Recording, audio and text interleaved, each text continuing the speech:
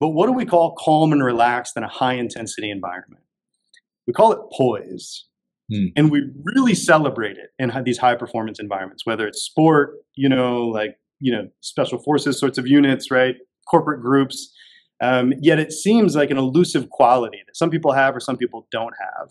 But of course, with meditation training, we can actually train for it. So we start in kind of low intensity environments, then bring it into moderately tense environments like training situations, so that ultimately you start to show up in the highest intensity of environments. So you mentioned the volleyball team last year. So this is a team that's been doing this training now for 3 or 4 years, kind of very embedded into how they roll as a program. I get on the road with them. We have, part of their conditioning blocks include meditation every week. And this past season in the national championship match, it was the 5th set, and they thought they had won the championship point. And then the call comes in that they had to review the call. They overturned the call. BS call, by the way. Oh, shit. But they had to reset and retake the floor, and they won it again. And in that time, in those 2 minutes, these women talked about how they use these very practices in those moments to reset, get present. In the words of George Mumford, get back into the eye of the hurricane, because they're elitely prepared to handle that moment. They just then have the tools to be able to get after it. So I think those are kind of some of the ways that we've started to see it show up in some of the environments around here. Yeah. Wow.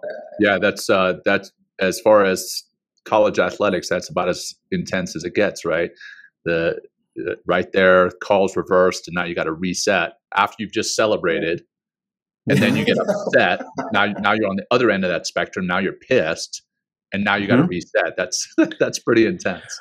Well, that's the thing that I love about it, right? It's kind of like old sports psychology was you need to have like the right thoughts and like the right emotions in order to perform well. And mindfulness meditation takes an extremely different approach and says whatever's happening in your experience is okay. The question is, do you have the skills to work with it? So like there, you go from, like you're saying, John, like extreme elation to like extreme anger. Like those are totally normal responses in that moment. But do you kind of, right, in the words of John Kabat-Zinn, do you have the skills to surf those waves as they're coming in?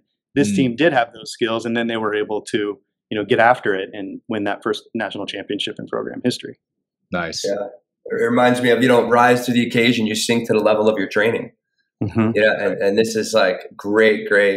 I like the way you keep putting it. It's like that mental training. And it's like, the mind drives the body. It puts you in the arena. It actually puts you in, to your body, if you do practice in a very holistic way, that you really become fully alive and fully active and fully aware.